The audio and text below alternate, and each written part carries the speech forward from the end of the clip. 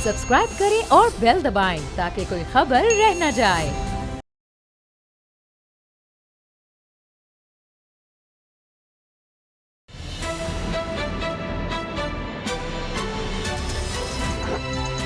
अब पता चला। बिस्मिल्लाहिर्रहमानिर्रहीम, अस्सलाम वालेकुम। मैं हूं मोहम्मद उसामा गाजी और आप देख रहे हैं अब पता चला। कोरोना की तबाहकारियां जारी हैं। हमसाया मुल्क भारत में हालात बदस्तूर खराब हैं। पाकिस्तान की बात करें तो हुकूमत ने आने वाले दिनों में पाबंदियां मजीद सख्त करने का ऐलान कर दिया है। जून तक तमाम तालीमी इम्तिहानात मनसूख कर दिए गए हैं। दूसरी तरफ कोरोना कहें या फिर सियासी इत्तेहादियों की बेवफाई, पीडीएम बदस्तूर करंतना में है और इसका करंतना ईद के बाद भी खत्म होता दिखाई नहीं देता। पीडीएम की तरफ से पीपल्स पार्टी और एएनपी को अपनी गलती के अजाले के लिए एक बार फिर आखिरी मौका दिया गया है। लेकिन सच यह है कि पीडीएम की कहानी अब खत्म शुदा है। बाकी रह जाने वाली जमातों में जेयूआई और नून लीग के भी अपने अपने एजेंडे हैं जो किसी भी वक्त बचे कुछ इत्तेहाद का तिया पांचा कर सकते हैं। इसलिए हुकूमत को फिलहाल अपोजिशन से नहीं बल्कि पार्टी में ग्रुप बंदी से खतरा है और तहरीक इंसाफ की हुकूमत के लिए इंसाफ करना मुश्किल तरीन हो गया है। वजीर आजम एक को मनाए तो दूसरा रूठ जाता है। जनूबी पंजाब सेक्रेटेरिएट की तकरीब में वजीर खारजा शाह महमूद कुरैशी ने नाम लिए बगैर जहांगीर तरीन और हम ख्याल अरकान पर वार करते हुए कहा है कि ये लाइन खींच देनी चाहिए कि इधर या फिर उधर हो जाए। ये तीतर बटेर नहीं चलेगा। ये सच है कि अपनी ही हुकूमत में अपने खिलाफ कार्रवाई शुरू होने पर जहांगीर तरीन ने पावर शो किया तो वजीर आजम इमरान खान को तरीन ग्रुप से खुद मुलाकात करना पड़ी। तरीन ग्रुप के मुताबिक इन्होंने वजीर आजम इमरान खान से तहफ़्फ़ुज़ात का खुलकर इजहार किया है। कहा साजिशें करके वजीर आजम और इमरान खान को और जहांगीर तरीन को एक दूसरे से दूर किया जा रहा है। शहजाद अकबर और आजम खान पर साजिशें करने का इल्जाम लगाया गया। इन्हें तहकीकात से अलग करके इसे गैर जानिबदार शख्स के सुपुर्द करने का मुतालबा किया गया। इसके अलावा शफाफ इंक्वायरी के लिए न सिर्फ जुडिशल कमीशन बनाने की इस्तदा की गई बल्कि इसके लिए जस्टिस साहिर अली, तसद्दुक जिलानी या नासिरुल मुल्क का नाम भी तजवीज़ किया गया। लेकिन खबर है कि वज़ीर आज़म ने कमीशन बनाने की दरखास्त यह कहकर मुस्तरद कर दी कि इन पर एतमाद रखें, किसी से नाइंसाफी नहीं होने देंगे। देखना यह है कि क्या वज़ीर आज़म से ग्रुप की मुलाकात के बाद जहांगीर तरीन की बात बन गई है या नहीं। लेकिन यह जरूर हुआ है कि हुकूमत ने चीनी स्कैंडल इंक्वायरी टीम के सरबरा FIA लाहौर के डायरेक्टर मोहम्मद रिजवान को फौरी तौर पर तफ्तीश से हटा दिया है और कल के प्रोग्राम में हमने ये खबर ब्रेक भी की थी। अब मुखालिफिन अपनों को NRO करार इसको कह रहे हैं। मुखालिफिन कह रहे हैं कि ये तो NRO दिया गया अपनों को। क्या बाकी ऐसा है या नहीं, इसी पर बात करेंगे असद खरल बाबड़ोगर से। असद खरल साहब, ये NRO था? अगर NRO था एक सरबरा को हटाना जिस पर आपने कल तफसील से बात की थी, तो फिर आज इमरान खान ने क्यों कह दिया कि जनाब नहीं, कोई कमीशन नहीं बनेगा? और वो तो बिल्कुल बदल गए, फिर आज मूड बदल गया उनका। क्या हुआ है? देखिए, कमीशन अगर बनता तो उसमें तो कार्रवाई उसकी यानी उसमें वो शिद्दत या वो क्रिमिनल ऑफेंस नहीं होता। कमीशन की एक रिपोर्ट आती है और उसके बाद आपको पता ही है किसी भी मामले में मट्टी अगर डालनी हो तो उसका कमीशन बना दिया जाए और वो भी रिटायर्ड एक जस्टिस की सरबराही में। तो इमरान खान साहब ने ये कहा कमीशन वकीशन नहीं बनेगा, FIA की तहकीकात और इंक्वायरी चलेगी। हाँ, अगर जिस तरह हमने भी बताया, पहले भी मैंने कहा, कल भी आपने बता दिया कि अगर आपको किसी तफ्तीशी टीम के ऊपर इतराज़ है, किसी तफ्तीशी अफसर के ऊपर उसकी बाइसनेस के ऊपर, यानी आप समझते हैं कि वो जानबदाराना तहकीकात कर रहे हैं, गैर जानबदार वो नहीं हैं, तो उसके हवाले से उसको तब्दील किया जा सकता है। तो ये कल ही डिसाइड हो गया था, बल्कि मुलाकात से पहले ही ये चीज़ें बहुत सारी तय हो चुकी थी। जहांगीर तरीन साहब के जो साथी हैं, जो अरकान असम्बली हैं, उन्होंने एक रिटन एक डॉक्यूमेंट जो है वो इमरान खान साहब को पेश किया जिसके अंदर मुख्तलिफ उनके तहफ़्फ़ुज़ात थे और मुख्तलिफ मुतालबात थे। एक तो इस तरह आपने कहा कि उन्होंने कहा कि शहजाद अकबर साहब को इस मामले से अलग रखा जाए। तो इस पर इमरान खान साहब ने कहा कि शहजाद अकबर आपके साथ किसी किस्म की ज़्यादती नहीं करेंगे और इसकी चीज़ मैं गारंटी करता हूँ, यकीन दहानी कराता हूँ। दूसरी बात यह है कि जो इन्वेस्टिगेशन ऑफिसर है उसका वो तब्दील हो गया और अब Abu Bakar Khudabakhsh already additional director general जो FIA है जिनके मतहत काम कर रहे हैं डॉक्टर रिजवान अहमद, तो उनको अब उस टीम का सरबराह बना दिया गया है। अब FIA से ये खबरें आ रही हैं कि नई जो टीम है वो इस सारे मामलात की तहकीकात असर नौ करेगी। अच्छा, दूसरी बात ये है कि एक और पेशरफ ये हुई है कि जो पिछली दफ़ा ही आपको पता है जब बैंकिंग कोर्ट में प्रोसीडिंग हो रही थी तो मनी लॉन्ड्रिंग के इल्ज़ामात के हवाले से FIA ने उससे कहा था कि जहांगीर तरीन के केसेस के अंदर या उनके साहबजादे जो है उनके केस के अंदर जो मनी लॉन्ड्रिंग के इल्ज़ामात हैं उससे थोड़ा सा पीछे हटने की कोशिश की थी FIA ने। जब उनके वकील ने दूसरी जानब जहांगीर तरीन साहब के वकील ने जब आर्गूमेंट किया कि जनाब ये साबित करे कि क्या मनी लॉन्ड्रिंग किस तरह ये बना रहे हैं, तो FIA ने उससे बैकआउट किया था। तो वो भी लग रहा है कि जो FIA की जो मनी लॉन्ड्रिंग के इल्ज़ामात थे वो FIA या वापस ले लिए हैं या ले लेगी, ये मैं आपको खबर दे रहा हूँ जी। तो बाकी मैंने यही कहा था कि फैसला जो भी है अब अदालतों ने करना है, इंसाफ अदालतों से मिलना है। जहांगीर तरीन को इमरान खान साहब ने इंसाफ उनको नहीं देना, ना को FIR ख़त्म हो रही हैं ना इंक्वायरी ख़त्म हुई है। अच्छा, हाँ, इन्वेस्टिगेशन ऑफिसर जो है या सरबराही जिसकी है वो अगर तब्दील हो जाता है तो उससे आप NRO कह दें या क्लीन चिट मिल गई, मैं समझता हूँ कि ये गलत बात है। क्या यानी जो दूसरा अफसर है वो जी उसकी क्रेडिबिलिटी के ऊपर क्वेश्चन नहीं है, लेकिन फिर हटाया क्यों गया? ऐसे मौके पर क्यों हटाया गया?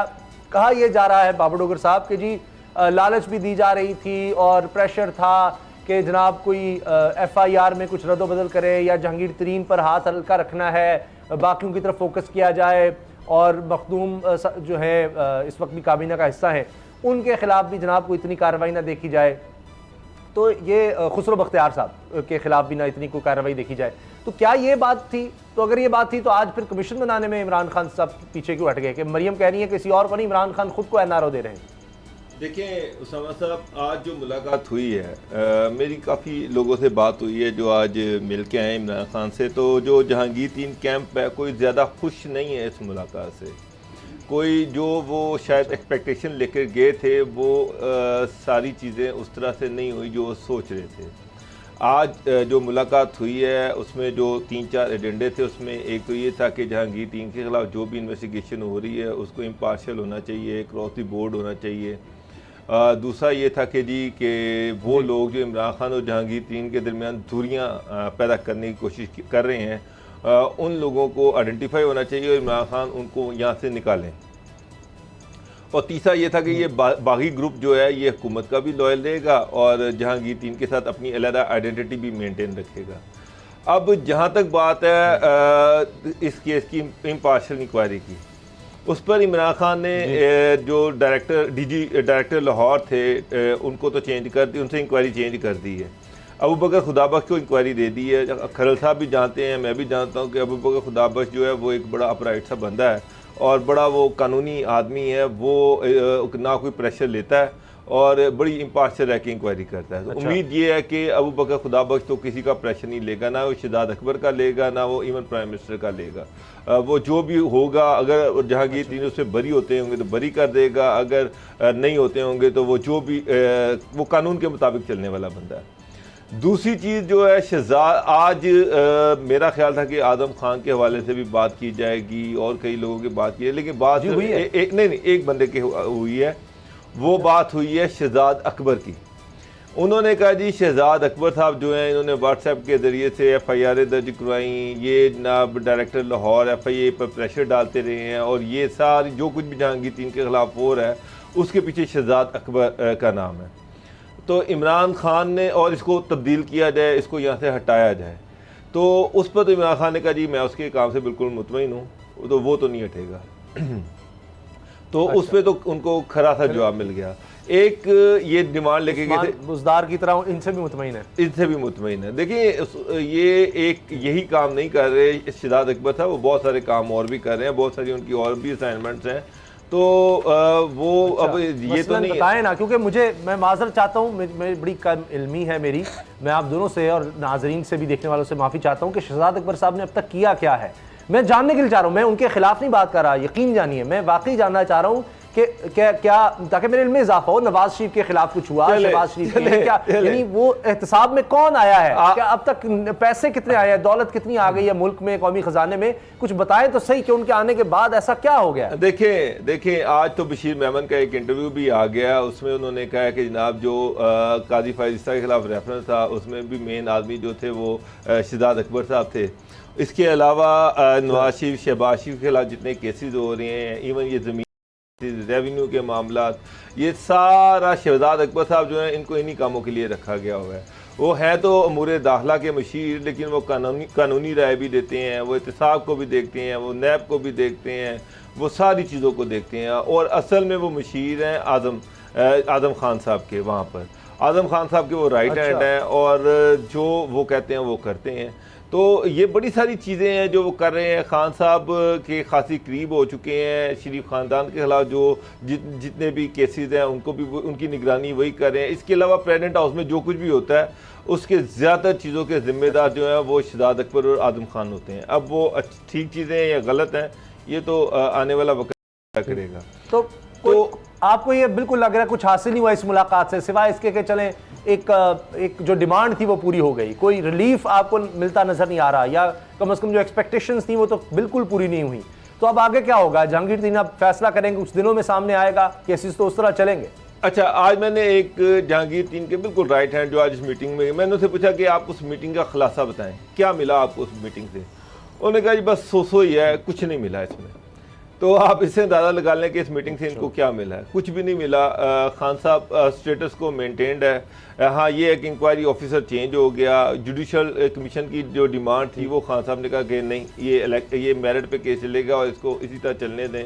और इसके बाद खान साहब ने कहा कि अगर आप ये समझते हैं कि इस केस पे कोई प्रेशर तो फिर एनआरओ नहीं मिला, फिर क्या? मरियम तो कह रही है कि जी एनआरओ हो गया, फिर एनआरओ तो नहीं हुआ फिर। और फिर अब जहांगीर तरीन के वाले से राना सनाउल्लाह साहब खुद कह रहे हैं कि 24 घंटे में जहांगीर तरीन हुकूमत गिरा सकते हैं और हमने पूरी तरह से ये राना सनाउल्लाह के अल्फाज है, मैं दोहरा रहा हूं कि हमने गैर मशरूत तौर पर जहांगीर तरीन ग्रुप को गले लगाना है, ये फैसला नवाज शरीफ ने करना है। देखिए, पता नहीं जहांगीर तरीन ग्रुप जो है वो इनको गले लगाना चाहता है या नहीं चाहता, इसका मुझे नहीं पता, क्योंकि मेरी जितनी उन लोगों से बात हुई है उनमें से अभी तक जो लास्ट मीटिंग इस्लामाबाद में हुई है जहांगीर तरीन के घर पर, जिसमें उन्होंने जहांगीर तरीन को सारी चीज़ें बताई हैं, उस वक्त तक तो अभी तक कोई ऐसी चीज़ नहीं सामने आई कि वो पीटीआई से अलहदा होने जा रहे हैं या होंगे। हाँ, कल कोई और बड़ी डेवलपमेंट आ जाए तो आ जाए, लेकिन ये कोई बड़ी कामयाबी नहीं हुई। इमरान खान से मिलके उनको कोई बड़ी पेशरफ्त नहीं हुई है, क्योंकि जो इन्वेस्टिगेशन ऑफिसर था वो तो कल का चेंज हो गया था। जी बिल्कुल ठीक है। अच्छा, इनको कामयाबी नहीं हुई, लेकिन क्या पीडीएम कामयाब होती नजर आ रही है? मरियम नवाज साहिबा के बयानात अभी भी गोल्ड न्यूज़ की स्क्रीन पर आप हमारे प्रोग्राम के दौरान नीचे देख सकते हैं कि जी आज़ाद कश्मीर में हम इलेक्शन में धांधली नहीं होने देंगे, बू आ रही है कि हुकूमत दोबारा कुछ कर रही है। अच्छा, इनको बू आने लग जाती है डस्का इलेक्शन की तरह ही, फिर बाद में जीत भी जाते हैं।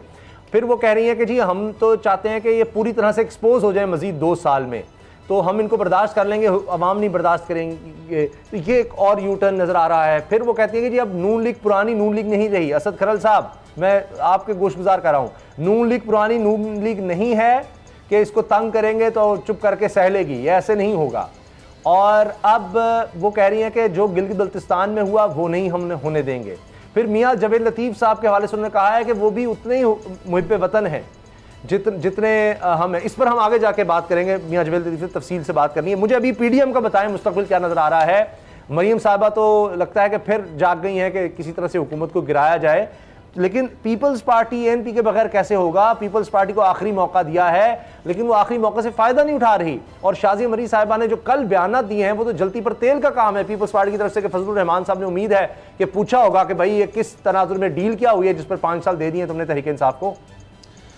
देखिए, मामला ये है कि एक तरफ आप कह रहे हैं कि पीडीएम और पीपल्स पार्टी और एएनपी की वापसी, और दूसरी तरफ आप खुद कह रहे हैं कि शाज़िया मरी के जो बयान हैं वो जलती पे तेल का काम कर रहे हैं। और इधर से जो पीपल्स पार्टी के चौधरी मंजूर ने भी यही पूछा है मरियम साहिबा से और मुस्लिम लीग नून से कि जनाब आप ज़रा ये बता दें, इस हवाले से हमें भी ये वजाहत कर दें कि आपने किसको गारंटी दी है और किसने आपसे गारंटी मांगी थी। ये इसकी तफसीलात भी हमारे साथ शेयर कर दें कि एक आप मतलब अपने तौर पे ही एक तरफ हमें तो आपने इस्तीफ़े, लॉन्ग मार्च, धरने की बात कर रहे थे, और दूसरी तरफ आप ये बयान जारी कर रहे हैं कि हमने तो हुकूमत को पूरे 5 साल करवाने हैं।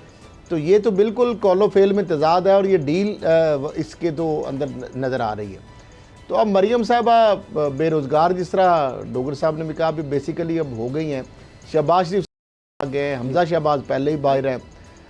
उनकी जो ये पीडीएम की, ये मरियम साहबा की सोच है कि 5 साल पूरे कर देने हैं तरीके इंसाफ। नहीं, पीडीएम तो किसी को पूछा ही नहीं उन्होंने। फजलुर रहमान साहब तो कहते हैं कल की बजाय अभी हुकूमत चली जाए। वो तो पहले ही रोज़े बड़ी मुश्किल से वो गुजार रहे हैं। वो तो कह रहे हैं कि मैं लॉन्ग मार्च करूंगा, धरने हम देंगे, सारा कुछ तारीख जो है उसकी तैयारी कर रहे हैं। वो तो पहले से एक्साइटेड है। अब मामला ये है कि मरियम साहिबा जो हैं, क्या वो लीड कर रही हैं, क्या वो वन पार्टी जो है, पीपल्स पार्टी ऑलरेडी एक बड़ी पार्टी है, वो पीडीएम से इस वक्त बाहर है, एएनपी पीडीएम से बाहर है, फजलुर रहमान साहब उसके सरबराह हैं, उनको पता नहीं है। और मरियम साहबा ने इतनी बड़ी स्टेटमेंट दे दी है, जारी बात है उन्होंने कोई ज़ाती अपनी ख्वाहिश का इजहार नहीं किया। बेसिकली उनके हवाले से कोई तरदीद भी नहीं आई, यानी नवाज शरीफ साहब की जानब से या मुस्लिम लीग की जानब से इस बयान को डिसऑन नहीं किया गया। वरना ऐसे मौके पे हमेशा कह दिया जाता है कि जनाब ये उनकी ज़ाती राय है, ये पार्टी पॉलिसी नहीं है। तो मरियम साहिबा की जो बात होती है उसको पार्टी पॉलिसी ही समझना चाहिए, क्योंकि नवाज शरीफ साहब की ज़बान, मरियम साहिबा जो भी बोलेंगी वही नवाज शरीफ साहब उसको एंडोर्स करेंगे। और यकीनन वो नवाज शरीफ साहब वो पॉलिसी है। जी। तो खरल साहब, मरियम साहबा कह रही हैं कि अब मुस्लिम लीग नून को निगलना आसान नहीं होगा अगर धांधली की गई, तो ये अब ऐसे नहीं होगा। और अब हम कोई उस तरह नहीं रहे, कोई शरीफ पार्टी नहीं है ये कि जनाब पहले आप कुछ करेंगे तो हम आराम से देखिए 2023 तक तो आराम से, जो खुद ही कह रही हैं कि 2023 तक तो हम आराम से बैठेंगे। तो फिर मुझे समझ नहीं आ रही कि निकलने का तो सवाल ही पैदा नहीं ना होता। 2023 तक तो वो खुद ही आराम से बैठ गई हैं। 2023 के बाद आगे इलेक्शन जो होंगे के बाद क्या देख रहे हैं? ठीक है बाबर डोगर साहब, अब एक तरफ वो कह रहे हैं, मौलाना साहब बार बार पिछले प्रोग्राम में डिस्कस किया, बैकडोर चैनल पर बात हो रही है, जरदारी साहब को पैगाम आ रहे हैं फजलुर रहमान साहब के पास। फजलुर रहमान साहब कह रहे हैं कि एक आखिरी मौका हम देना चाह रहे हैं पाकिस्तान पीपल्स पार्टी को, उनका बयान है। लेकिन कह रहे हैं जी गलती का अजाला करें। पीपल्स पार्टी आगे से कह रही है जी अंजुमन सिताइश बामी थी, यह तो एक इफ्तार पार्टी से ज़्यादा कुछ भी नहीं था, और अब पता चल गया कि पीडीएम तोड़ने की वजह क्या थी, किसने साजिश की। तो अगर आपने कोई रास्ता रखना है तो इस तरह के एक दूसरे के खिलाफ बयान तो नहीं देखे, तुम माफ़ी मांगो, माफ़ी मांगोगे तो आओगे, आखिरी मौका तुम्हें दे रहे हैं, और जिनको आखिरी मौका दे रहे हैं वो कह रहे हैं कि आप कर क्या रहे हैं। उसामा साहब, आपको याद होगा कि आज से कोई महीना पहले नैब मरियम नवाज को गिरफ्तार करने के दर पे थी। मरियम नवाज ने बेल करवाई हुई थी। 13 तारीख को कोर्ट ने ये कहा कि जी अगर आपने मरियम को गिरफ्तार करना है तो 10 दिन पहले जो नोटिस है वो आपको इनको बताना पड़ेगा 10 दिन पहले। तो अब तो लग रहा है कि जैसे नैब का इनकी गिरफ्तारी का कोई मूड नज़र नहीं आ रहा। इतलात ये भी हैं कि एक दोस्त मुल्क ने पाकिस्तान पर प्रेशर डाला कि इसको गिरफ्तार ना किया जाए, और ये भी इतलात हैं कि मरियम बाहर जाना चाह रही हैं और बाहर से प्रेशर भी डलवाया कि उनको लंदन जाने दिया जाए, लेकिन जो है वो नहीं मान रहे कि मरियम को वो बाहर नहीं जाने देंगे। अगर मरियम भी बाहर चली गई तो फिर इमरान खान का जो NRO ना देने का जो नैरेटिव है वो तो बिल्कुल ही ख़त्म हो जाएगा। पीछे रह कौन गया? शहबाज शरीफ, बाकी तो सारे बाहर चले गए।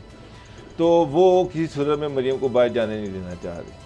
तो मरियम फ्रस्ट्रेट हुई हैं, और अब वो शहबाज शरीफ को भी स्पेस देने को तैयार नहीं है। फ्रस्ट्रेट कैसे हो गई हैं बाबर डोगर साहब? फ्रस्ट्रेट हैं तो वो कह रही हैं कि हुकूमत को हम पूरे करने दें 5, वो तो बड़ी रिलैक्स नजर आ रही हैं कि जी 5 साल पूरे करने दें, और वो तो बड़ी अब गुड कॉप बनी हुई है। वो तो अब उसामा साहब मेरी बात सुने। उनके मुंह से एक बात निकल गई कि ये हुकूमत जो है ये 5 साल पूरे करे। उसके बाद मीडिया उनके पीछे पड़ गया, पीडीएम उनके पीछे पड़ गई, उनसे वजारतें तलब की जानी शुरू कर दी। उसके बाद उन्होंने एक और यूटर्न ले लिया। उन्होंने कहा जी मैंने तो ये कहा कि हुकूमत 5 साल पूरे करे, मैं तो ये चाहती हूँ कि हुकूमत 5 साल पूरे करे और लोग इसका हशर देखें, लेकिन लोग इसको चलने नहीं देंगे, लोग 5 साल इसको बर्दाश्त नहीं करेंगे, तो हम लोगों के साथ हैं। तो वो इस तरह की बस ये तो एवं एक स्टेटमेंट दी, और उसके बाद फिर आप देखें कि किस तरह से वो उसकी वजाहतें देती फिर रही हैं। असल इशू ये है कि मरियम एक मज़ीद रायत चाह रही है गवर्नमेंट से। वो ये चाह रही हैं कि उनको लंदन जाने दिया जाए। शहबाज शरीफ भी यही चाहते हैं, नवाज शरीफ भी यही चाहते हैं, लेकिन दरमियान में जो रुकावट है वो है। इमरान खान किसी सूरत में मरियम को NRO देने को तैयार नहीं है। और अगर मरियम बाहर नहीं जाती तो आप देखें कि शहबाज शरीफ जो है और मरियम जो है ये दोनों दो तलवारें एक इसका म्यान में मतलब तो नहीं है जा सकती कि मरियम ये कह रही हैं कि आप मुझे बाहर जाने दें, मैं आपको 5 साल पूरे करने दूंगी, हम आपको कुछ तंग नहीं करेंगे। नहीं, वो तो फिर पहले भी यही हुआ था, मरियम तो लेकिन उसके बाद काम खराब हो गया। मरियम एतबार कौन करे? मरियम बाहर चली जाती हैं तो फिर पीछे कोई इतना मसला नहीं है इमरान खान को। फिर इमरान खान को तो डर है, तो अपनी गवर्नमेंट से डर है। शहबाज शरीफ बड़े ठंडे किस्म के अपोजिशन लीडर है, फिर पार्टी जो है वो भी पार्लियामेंट के अंदर है कि सियासत करना चाहती है, तो फिर तो गवर्नमेंट स्मूथ चलेगी, गवर्नमेंट को कोई रोला ही नहीं है। हाँ, गवर्नमेंट अपनी वजह से अगर क्रिटिसाइज होती रहे तो ये अलहदा वजह है, वरना तो और कोई वजह नहीं है। लेकिन सबसे बड़ा इशू ये है कि अगर मरियम बाहर जाती हैं तो इमरान खान का नैरेटिव जो है, इमरान खान की सियासत का महवर जो है NRO वो का होगा। नवाज शरीफ चले गए, क्या हो गया इमरान खान के नैरेटिव को? सर वो यही कहेंगे कि अदालतों से चले गए, क्या हो सकता है? चले, वो तो अदालतों से चले गए, मरियम कैसे जाएंगी? मरियम भी अदालतों से जाएंगी, परेशान न हो। वो भी अदालतों से जाएंगी। उनके फैसला ने कहा है कि हम अदालतों से इंसाफ लेंगे। और इसाक डार जिस तरह गए हैं, जिस तरह सलमान शहबाज गए हैं, सारे जा सकते हैं। चलिए इस पर हम कोशिश करेंगे, आगे भी बात करते हैं। मुझे ब्रेक लेनी है, न्यूज अपडेट्स का वक्त है, उसके बाद मियां जावेद लतीफ की गिरफ्तारी की भी बात करेंगे, इसका इंपैक्ट क्या होगा।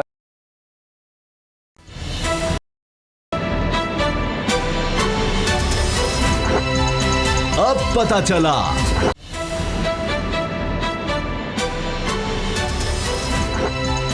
अब पता चला। भारत में कोरोना की वजह से बहुत ही बुरे हालात हैं और पाकिस्तान में भी खदशात बढ़ रहे हैं। और फैसल सुल्तान साहब ने भी कहा है, जो कि NCOC का भी हिस्सा हैं और वज़ीर आज़म के मामले खुसूसी हैं बराए सेहत, उन्होंने भी कहा है कि अगर हालात बिगड़े तो लॉकडाउन मज़ीद लगाया जा सकता है। एक ख़तरनाक खबर यह भी आई है कि अब पंजाब के निस्बतन छोटे शहरों में भी ज़्यादा तेज़ी से फैल रही है ये वबा, जो कि पहली लहर में नहीं था। मिसाल के तौर पर ओकाड़ा, साहिवाल और इसी तरह से दीगर शहरों का नाम जा रहा है, जिनमें लाहौर या बड़े शहरों की निस्बत ज़्यादा वबा फैल रही है। तो ये बड़ी ख़तरनाक सूरत हाल है। अभी तक सिर्फ 19 लाख लोगों को वैक्सीन लगाई जा सकी है, 22 करोड़ में से 19 लाख लोगों को। और अब 40 साल से ज़्यादा उम्र के जो लोग हैं उनके लिए भी कहा जा रहा है रजिस्ट्रेशन का अमल शुरू कर दिया गया है। अब भारत की अगर हम बात करें तो वहाँ पर तो हालात ये हैं, वहाँ की अशराफिया, चाहे वो बड़े बड़े बॉलीवुड स्टार्स हैं, चाहे वहाँ के अमीर तरीन लोग हैं, वो तो जनाब मुल्क छोड़ कर जा रहे हैं। वहाँ लिखा जा रहा है, सोशल मीडिया पर तनकीद हो रही है कि ये फरार हो रहे हैं, मुल्क से भाग कर जा रहे हैं और प्राइवेट फ्लाइट्स लेकर जा रहे हैं। इतना इनके पास पैसा, इतनी दौलत है। तो ये लम्हा फिक्रिया है। अब असद खरल साहब, क्या लगता है आपको कि भारत से क्या सबक सीखना चाहिए? एक अजीब सी सूरत हाल है कि मुश्किल वक्त में जो ऐसे लोग होते हैं उनको तो मदद करनी चाहिए। जब आप वहाँ होंगे नहीं तो मदद क्या करेंगे? सबसे अमीर तरीन लोग, और इन लोगों की वजह से वो सेलिब्रिटी बन गए, स्टार बन गए। आज IPL में आप देखें, वहां पर तवज्जो ज्यादा है। मैं देख रहा था कि जी IPL चल रहा है तो जी क्रिकेटर्स बेचारे बड़ी मुश्किल में हैं कि अपनी फैमिलीज के साथ वो उस बायो बबल में हैं, बाहर होटल से नहीं जा सकते, आम लोगों से मिल नहीं सकते। तो लोग जो हैं इस पर गुस्सा कर रहे हैं कि आपको इनकी फिक्र है। टाइम्स ऑफ इंडिया में खबर छपी है, वो कह रहे हैं कि जो आम आदमी सड़कों पर मर रहा है और उसको ऑक्सीजन नहीं मिल रही, बेड नहीं मिल रहे, उसकी फिक्र नहीं है। तो ये भारत के हालात से हमें यही फर्क है इस्लाम में और हिंदुइज्म के अंदर, कि इस्लाम में हम बिलीवर हैं, जिसको मानने वाले हैं कुरान और नबी पाक सल्लल्लाहु अलैहि वसल्लम को और अल्लाह को। उसमें आप देखें पाकिस्तान में इस तरह का कोई बंदा अगर फरार हुआ हो या बाहर गया हो मुल्क छोड़कर, और दूसरी तरफ पाकिस्तान में जिस तरह इस मुश्किल घड़ी में अगर देखा जाए आपको सदकात, खैरात और जो बड़े बड़े इदारे हैं, पाकिस्तान दुनिया में शायद कोई चंद एक मुल्क हैं जिनमें पहले टॉप 10 में भी अगर देखा जाए तो पाकिस्तान सर फहरिस्त होगा, कि जो सबसे ज़्यादा लोग खैरात देते हैं, चंदा, ज़कात, सदकात। आप देखें ना कितने, अगर शौकत खानम चल रहा है या इंडस हॉस्पिटल चल रहा है या बड़े बड़े इदारे चल रहे हैं, सैलानी ट्रस्ट चल रहा है, अलखिदमत फाउंडेशन है, ईदी वाला मामला है, तो इसके ऊपर अरबों खरबों लोग जो चंदा दे रहे हैं, चैरिटी कर रहे हैं। तो अब मामला ये है कि पाकिस्तान को, ये जो भारत है हमारा हमसाया मुल्क है, उसके हालात से पाकिस्तान को सीखना चाहिए। हर जो आदमी है, हर मदद की भी ऑफर की है। हाँ जी, पाकिस्तान ने मदद की ऑफर की, एक्सरे मशीनें, इक्विपमेंट की, लेकिन भारत खामोश है। अगरचे सऊदी अरब, UAE, दीगर मुस्लिम ममालिक से भी उसको बड़ी मदद आ रही है। अभी तो आज मैं एक देख रहा था, वो पता नहीं क्या नाम था, वो सिख थे एक, वो मुतालबा कर रहे थे कि पाकिस्तान का जो वाघा बॉर्डर है वहाँ पे एक ऑक्सीजन कॉरिडोर बनाना चाहिए। और पाकिस्तान ने जिस तरह ऑफ़र की है, जिस तरह फैसल ईदी ने ऑफ़र की है, पाकिस्तान के वज़ीर आज़म ने ऑफ़र की है, और पाकिस्तानी अवाम भी जारी बात है आपस में इंटरेक्शन है। हम भी चाहते हैं कि इंसानियत जहाँ भी अगर उसका बचाने के लिए पाकिस्तानी या मुसलमान जो है वो अपना किरदार अदा करते हैं, तो मामला ये है कि चले भारत तो अपने तौर पे हम उनको कर रहे हैं ऑफर, वो आगे एक्सेप्ट कर रहे हैं नहीं कर रहे, वो उनकी आगे मर्जी है। लेकिन पाकिस्तान के अंदर आप देखें ना, यहाँ पे भी ऑक्सीजन जो है उसकी कमी जो है सामने आ रही है, वेंटिलेटर के इश्यूज हैं, वैक्सीन 22 करोड़ में अगर 20-19 लाख लोगों को अब तक लग चुकी है, सिर्फ लग सकी है। फिर उसके बाद जो SOPs के हवाले से अगर बात कर लें, यहाँ पे मरीजों की तादाद बढ़ रही है, तकरीबन 94,000 के करीब जो है कोरोना पॉजिटिव एक्टिव हैं जो केसेस इस वक्त, यानी 1 लाख के करीब एक्टिव केसेस हैं कोरोना के। तो मामला ये है कि यहाँ पे भी सूरत हाल बहुत अच्छी नहीं है। फिर जो हुकूमत ने कहा कि कंप्लीट लॉकडाउन किया जाएगा 6 बजे के बाद, मुझे तो कहीं नज़र नहीं आ रहा। बाज़ारों के अंदर जो बात की जा रही है, दुकानें बंद करने की बात की जा रही है, मास्क पहनने के हवाले से जो अमल दरामद की बात हो रही है, सैनिटाइज़र करने जो है उसके हवाले से, या सोशल डिस्टेंस के हवाले से, तो ये तीनों जो बड़ी चीज़ें हैं इस हवाले से अमल दरामद मेरा ख्याल है कि 2-4% शायद आपको नज़र आ रहा है। बाकी रहेगी फ़ौज की तैनाती की बात। सारे शहरों में तो जारी बात है नहीं उसने जाना, जो कुछ शहरों ने जाना भी रहा है। तो मैं समझता हूँ कि ये अवाम जब तक खुद से अपने आप को रिस्पॉन्सिबल नहीं करती, उस वक्त तक ना इनको पुलिस कंट्रोल कर सकती है, ना फौज कंट्रोल कर सकती है। अपने तौर पर ही हर बंदे को, और ये सबसे अवाम का मसला है, लेकिन ये आपका अपना मसला है, आपकी अपनी सेफ्टी का मसला है। हम सबको एहतियात करनी है। आप ये देखें कि अब डॉक्टर साहब तो ये कह रहे हैं कि जी हम मुकम्मल लॉकडाउन नहीं लगा सकते, डॉक्टर फैसल सुल्तान कह रहे हैं, इमरान खान की पहले दिन से ये सोच है, मगर शाहिद खान अब्बासी साहब कहते हैं कि भारत और हमारे मसाइल देखें तो उसके अपने हैं, हमारे अपने हैं।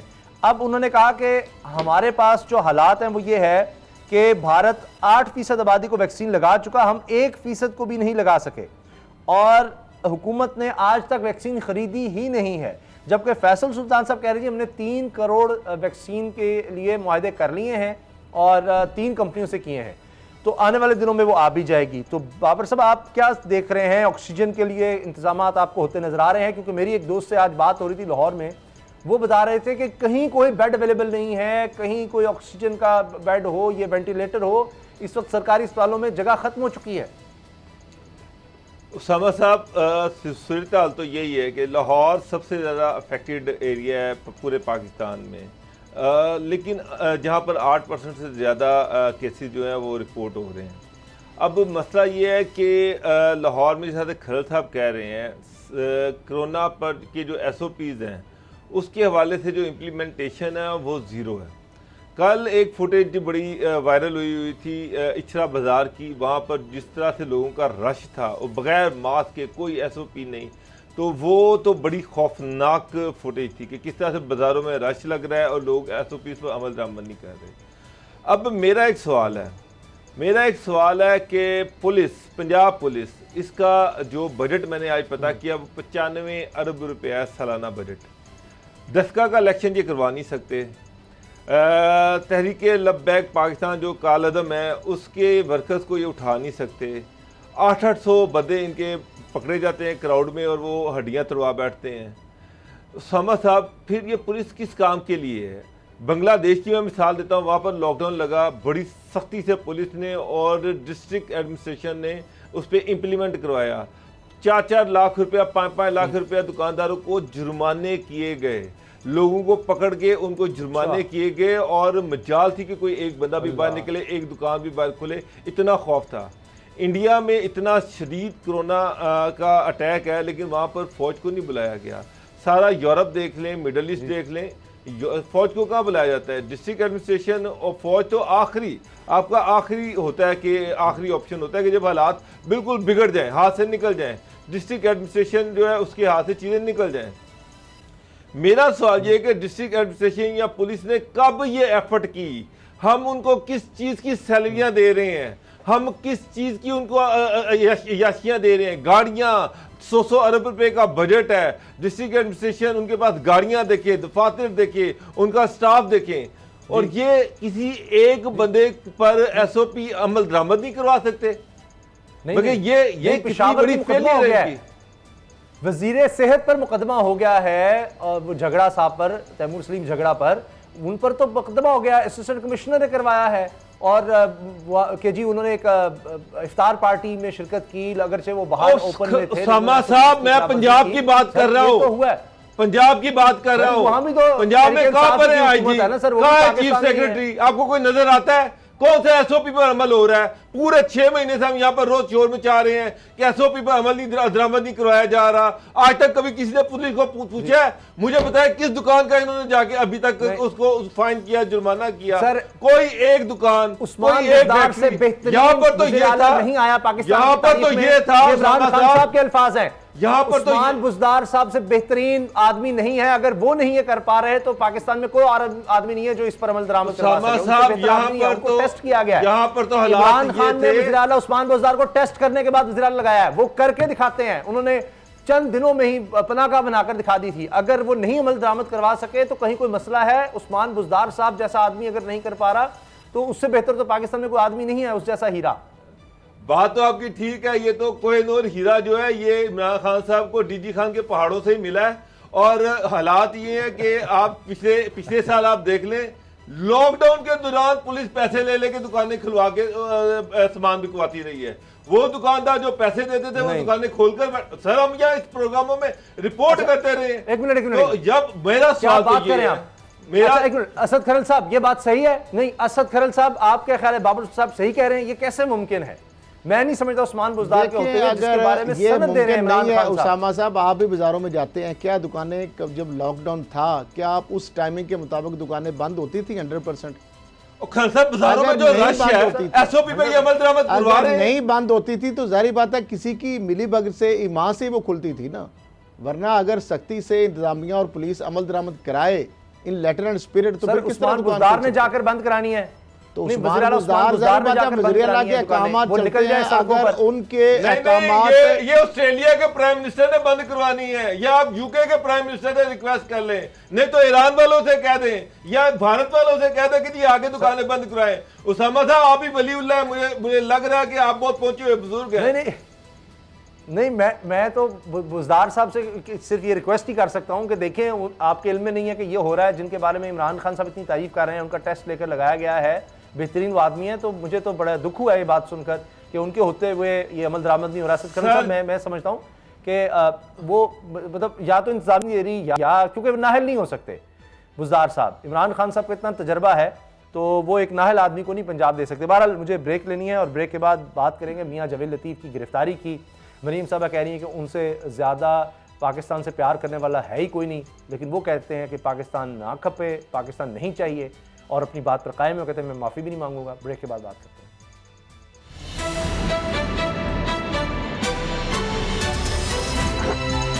अब पता चला।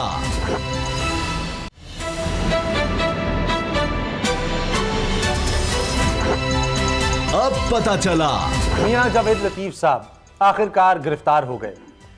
उबूरी जमानत की दरखास्त खारिज हो गई। वहां पर जो बहस मुबाहिसा हुआ वो भी बड़ा दिलचस्प था, जो आर्गूमेंट्स दिए गए वो बड़े दिलचस्प थे। लेकिन इसका मैं बैकग्राउंड आपको बता दूं, मियाँ जावेद लतीफ़ साहब MNA हैं मुस्लिम लीग नून के और बड़े कंट्रोवर्शियल उन्होंने बयान दिए और हर दफ़ा मरीम साहिबा ने उनका साथ दिया, पूरी पार्टी उनके साथ खड़ी रही। मगर उन्होंने कहा कि अगर मरीम नवाज साहिबा को कुछ हुआ तो हम पाकिस्तान खप्पे का नारा नहीं लगाएंगे। इस नारे का एक बैकग्राउंड है, जब मोहतरमा बेनज़ीर भुट्टो को कत्ल किया गया, वो शहीद हुई, तो उसके बाद जरदारी साहब ने नारा लगाया पाकिस्तान खप्पे। सिंधी नारा है पाकिस्तान खप्पे का मतलब पाकिस्तान चाहिए, पाकिस्तान जिंदाबाद। अब मियाँ जावेद लतीफ़ कह रहे हैं कि मरीम नवाज को कुछ हुआ तो हम पाकिस्तान खप्पे का नहीं नारा लगाएंगे। तो पीपल्स पार्टी पर उन्होंने चोट की थी कि तुमने तो लगा दिया, हम नहीं लगाएंगे, पाकिस्तान नहीं चाहिए, यानी खुदा न खास्ता हम पाकिस्तान के टुकड़े करने को तैयार हैं। अब मैं तो अल्फाज भी नहीं करी। जिसको अपने वतन से मोहब्बत हो, ये ईमान का हिस्सा है। जिस ज़मीन पर आप पले बढ़े, जिसने आपको जगह दी है, अल्लाह की नाशुक्री है कि अगर आप उससे मोहब्बत ही ना करें। तो असद खरल साहब, अब उनकी अगर गिरफ्तारी होती है तो शहबाज शरीफ साहब ने कहा है कि बड़ा अफसोस हुआ है इस बात पर कि एक ऐसे शख्स को गिरफ्तार किया गया जो कह रहा है, बार बार कह रहा है कि मैं माफ़ी नहीं मांगूंगा, मैंने कुछ गलत कहा ही नहीं है। अदालत में भी वो उनके वकील साहब कह रहे थे कि जनाब उन्होंने ये मरीम नवाज साहबा के खिलाफ एक साजिश हो रही थी उनके कत्ल की, उस तनाजुर में बात की थी। फिर वो जो उनके साथ लाहौर हाई कोर्ट में हुआ वो बात फिर वहां पर प्रोसिक्यूटर ने भी की, जो सरकारी वकील ने की, वहां पर भी दरखास्त लेकर गए थे, इनको वापस लेनी पड़ गई और ये इनके जितने भी दफात शामिल हैं उसमें जमानत नहीं हो सकती। तो मुझे ये बताइए कि अब तो मरियम साहिबा के साथ शहबाज शरीफ आवाज बना रहे हैं। मरियम साहिबा कह रही है उनसे ज्यादा मोहब्बत करने वाला है ही कोई नहीं पाकिस्तान से मियां जावेद लतीफ से। कोई जुर्रत भी कैसे कर सकता है ये सवाल करने की मियां जावेद लतीफ पाकिस्तान से मोहब्बत ना करे। वो तो उसके बाद भी कह रहे हैं कि मैंने तो हकीकत बताई है और मैं हकीकत बताता रहूंगा। देखिए उसामा साहब, अब पुलिस ने गिरफ्तार कर लिया, उनकी ज़मानत कैंसिल हो गई है और सगिया पुलिस से जिस तरह रिपोर्ट्स आ रही हैं कि उनको गिरफ्तार किया गया है। मामला ये है कि एक तो ये है कि आप कह रहे हैं ना, कोई पाकिस्तानी ये सोच भी नहीं सकता कि जहाँ पला बड़ा हो, जहाँ उस मुल्क के बारे में, उसको दो टुकड़े करने के बारे में जिस तरह की उन्होंने ज़बान इस्तेमाल की। खैरल साहब, आपके बुजुर्गों ने कुर्बानियां दी हैं, आपके बड़े तो शहीद हो गए, आपकी नस्ल में बड़े लोग तो शहीद हो गए, उनके नाम आज तक जिंदा हैं, लेकिन उनके हम एहसानमंद हैं। जावेद लतीफ साहब जिनकी वजह से, जिस खानदान की वजह से आज अरबों रुपए के मालिक हैं, वो है नवाज शरीफ खानदान। तो उस खानदान की तो वफादारी वो करेंगे यकीनन, लेकिन क्या ये मुल्क या रियासत जो है, इस खानदान, दुकानें उनकी कहाँ हैं, उनके फिलिंग स्टेशन कहाँ हैं, उनकी जायदादें कहाँ हैं, इसी मुल्क में है। तो मामला ये है कि आप अगर अरबों खरबों रुपए कमा रहे हैं इस खानदान की वजह से, तो क्या मुल्क और जो उसको दो लख्त करने की बातें आप करनी शुरू कर दें, यानी इस हद तक आप चले जाए। तो मामला ये है कि ये जो जावेद लतीफ साहब ने जो बात की और जिस तरीके से इस तरह बिल्कुल ऐसे ही अनासर जो भी इस तरह की बात करेगा उसको माफ़ी नहीं होनी चाहिए। देखिए रियासत के साथ इस तरह का मजाक नहीं होना चाहिए, या फिर वो कवानीन ख़त्म कर दें कि रियासत को जो मर्जी बंदा गालियाँ निकालता रहे, जो मर्जी बात करता रहे। पहली तो बात यह है कि आप जावेद लतीफ साहब को शामिल तफ्तीश तो उनको गिरफ़्तार कर लिया गया, उनसे पूछा जाए जो ये उन्होंने कहा कि मरियम साहिबा को कत्ल करने की साजिश बनाई गई, उस साजिश कहाँ बनाई गई, क्या ये वहाँ पे मौजूद थे, उस साजिश के कौन कौन किरदार शामिल हैं और किन को इनका मुखातब था, इनका मुखातब कौन था जिनको वो धमकियाँ दे रहे थे, और क्या अगर किसी के साथ हादसा होता है तो क्या फिर भी किसी को इस तरह की जरूरत देती है ये रियासत कि वो कहे जी मैं मुल्क के दो टुकड़े कर दूंगा। हम इस हद तक चले जाएंगे। देखें उसामा साहब, ये कोई मजाक नहीं है। और एक अगर रुकने कौमी असम्बली है, उसने आइन के तहत हलफ उठाया होता है, उसका काम तो कम से कम ज़्यादा रिस्पॉन्सिबिलिटी उसको होती है। एक लेमैन हो तो उसकी चलो बात और है, एक आपका पार्लियामेंटेरियन है और वो खड़ा होकर अपनी रियासत को, अपने मुल्क को दो लख्त करने की बातें कर रहा है और एक साजिश के हवाला कार बना रहा है, जो हवाई बातें कर रहा है, जिसका ना कोई सारा है ना कोई पाँव है। आप पूछे ना सीआईए को, बताएं जरा जनाब आपको कहाँ से ये ख्वाब आ गया। जी जी बिल्कुल सही है, लेकिन मुझे ये समझाएं बाबर डोगर साहब, ठीक है मान लिया कि वो शेखुपुरा के डॉन है, बड़ी उनकी ताकत है, ये अदालतें, ये पुलिस, ये उनके लिए कोई नई नहीं है, उनके लिए कोई मसला नहीं है।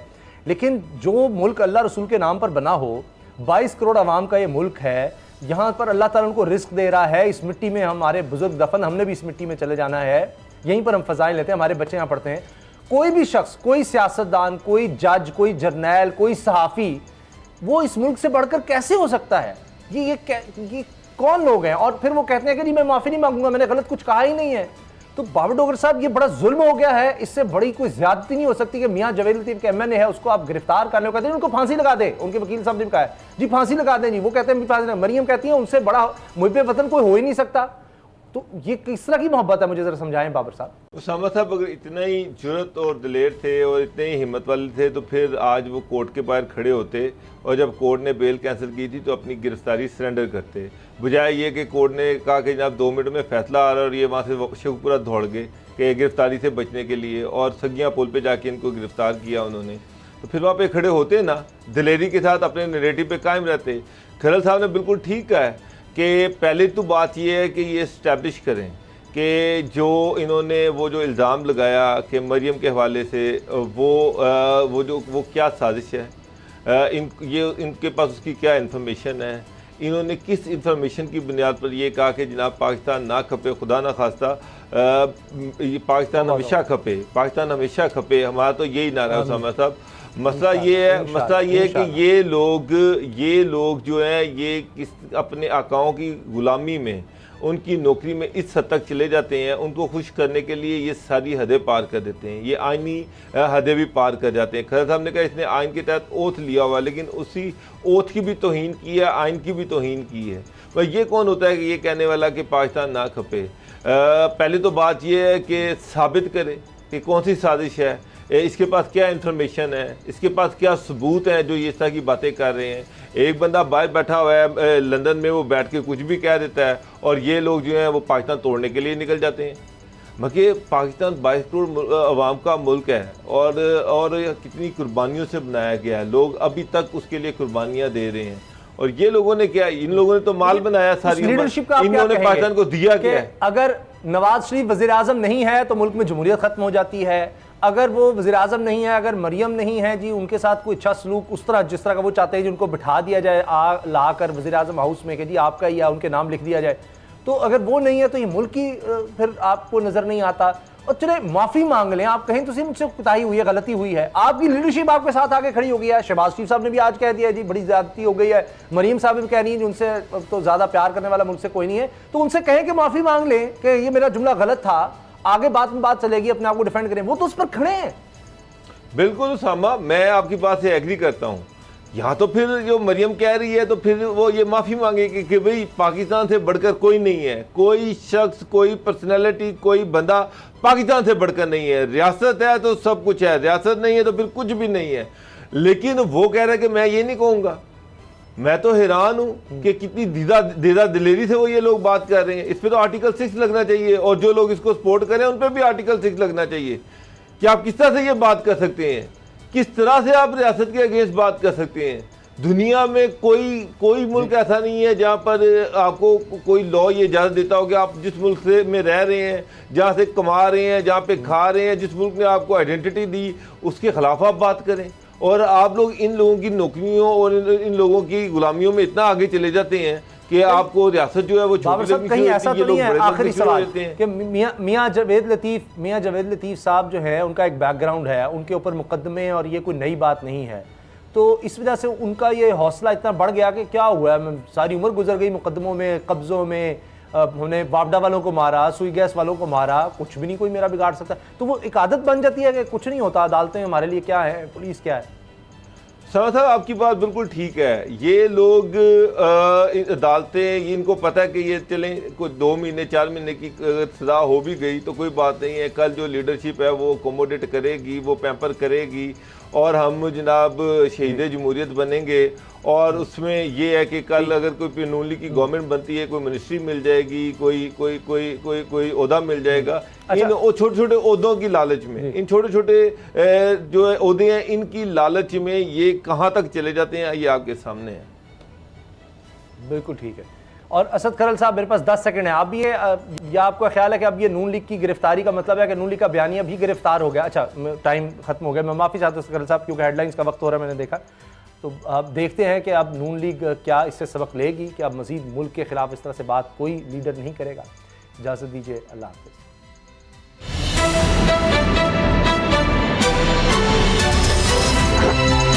अब पता चला। सब्सक्राइब करें और बेल दबाएं ताकि कोई खबर रह न जाए।